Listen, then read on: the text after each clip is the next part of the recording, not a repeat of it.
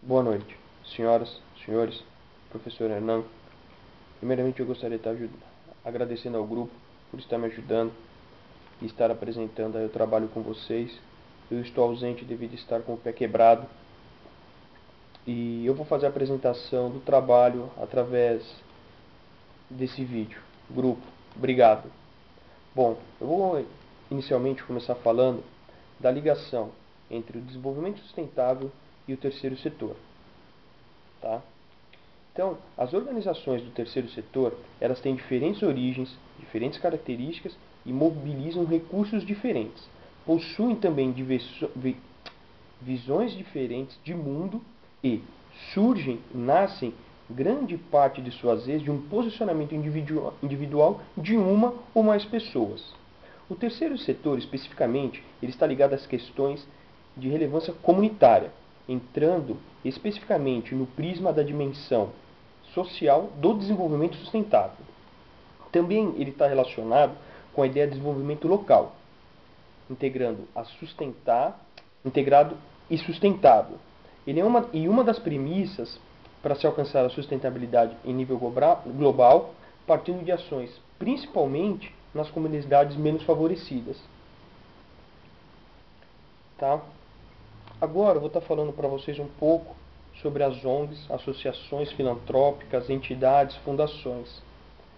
Com relação às organizações, eu gostaria primeiramente de estar citando as duas maiores organizações ambientalistas do mundo. Até porque eu gostaria de citar elas, até porque eu já fiz parte, que seria o WWF e o Greenpeace. Tá? O WWF ele surgiu em 61, ele foi fundado por pesquisadores ingleses que, após uma publicação de um relatório da Unesco sobre a degradação da vida selvagem e da floresta, que estava acontecendo no leste africano, se eu não me engano, esse grupo decidiu se juntar, até porque eles eram pesquisadores, se juntaram com mais alguns, e arrecadaram dinheiro, pegaram um pouco de financiamento através de uma sociedade e fundaram esse grupo. Tá? E ele tem a ideia do que? O que é a ideia? Qual é a ideia do WWF? Ele foi criado com o apoio do governo e de inúmeros organismos não governamentais. Mas a estratégia dele é a aproximação do público, né, hoje do público, com a política e a educação formal. Tá? Com relação ao Greenpeace, a ideia de criar o Greenpeace ocorreu entre 6 e 7 canadenses em 1971 e eles foram para o mar no oeste do Alasca para protestar porque eles estavam fazendo testes nucleares ali perto do Alasca, tá? E eles nesse ato de protesto eles conseguiram chamar a atenção da mídia, né, do público e de algumas autoridades, tá?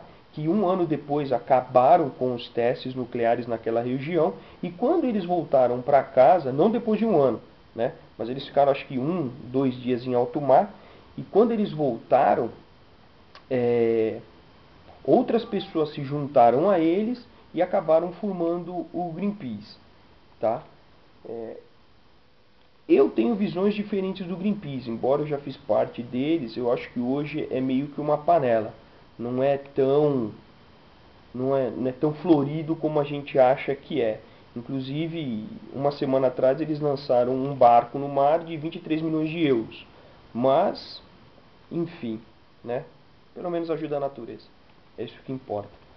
E no Brasil, nós temos o Funbil, que é o Fundo Brasileiro de Biodiversidade, que é uma associação civil sem fins lucrativos, né, para alguns, né, e a ideia deles é conservar a diversidade biológica do país. Tá? Ele foi fundado em 1996.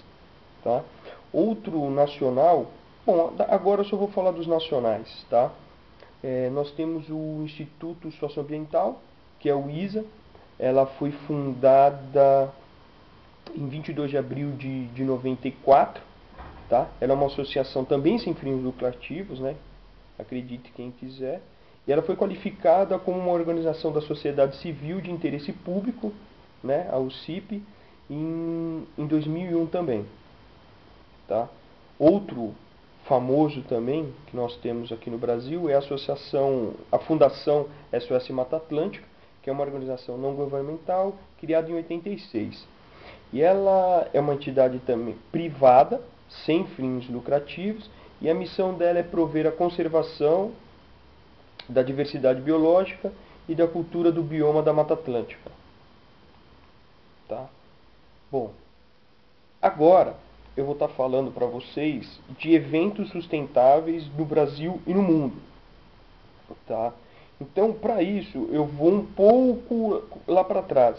Eu vou começar falando lá atrás de 1968, tá? Que foi onde começou o quê? Foi criado o Clube de Roma.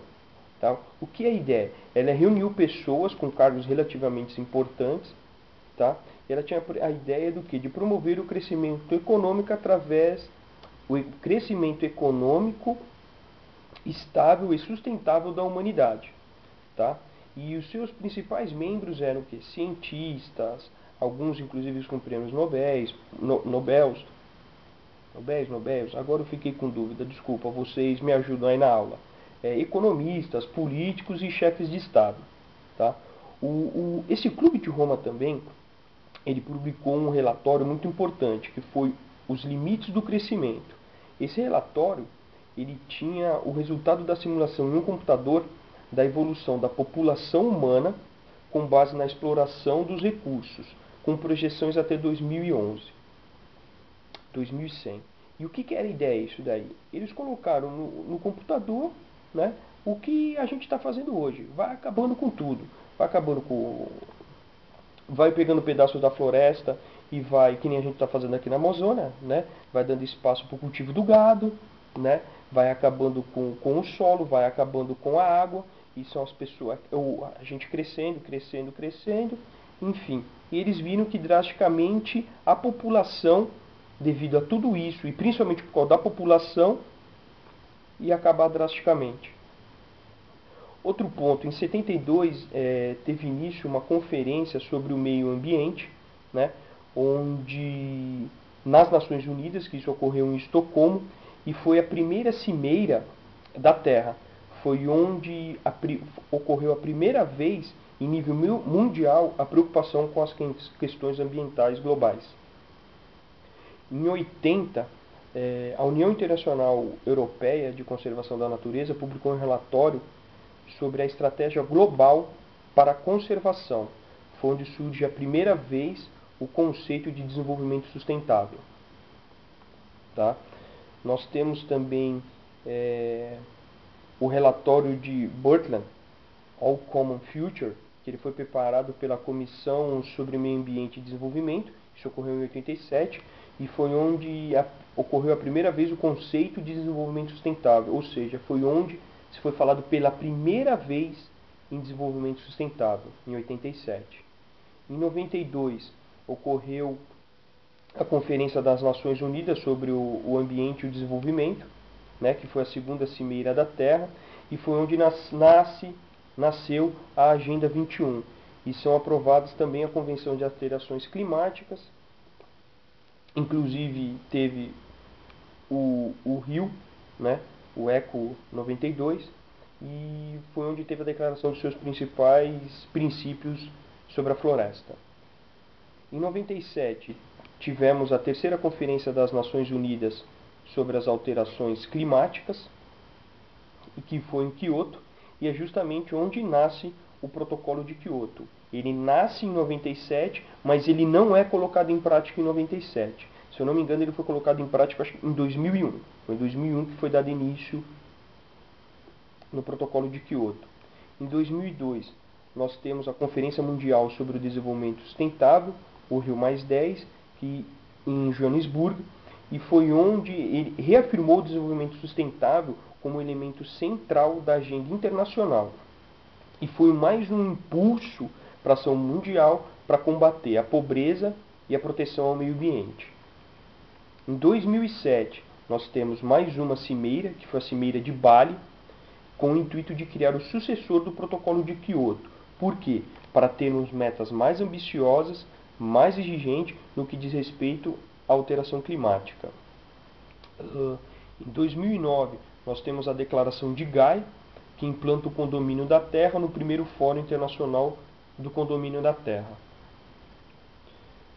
Bom, agora eu gostaria de pedir a gentileza que o grupo passasse um vídeo que eu selecionei. Eu não sou muito de escolher vídeos que falam. Eu prefiro que vídeos transmitam por si só a essência. Por que eu prefiro isso? Para que não seja criado ou feito apologia ou feito lavagem cerebral. Eu prefiro que o quê? As pessoas, através de frases, parem e pensem. Eu acho que elas tiram muito mais fruto do que simplesmente um vídeo falando. Isso é a minha opinião. Não quer dizer que a minha opinião está certa, mas é a minha opinião. Eu escolhi esse vídeo, eu achei esse vídeo muito interessante.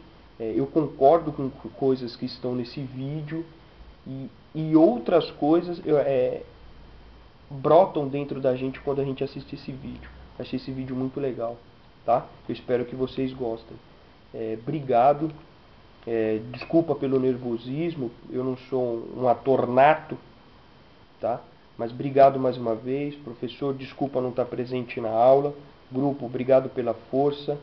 E companheiros de sala, obrigado. Abraços e continuem aí.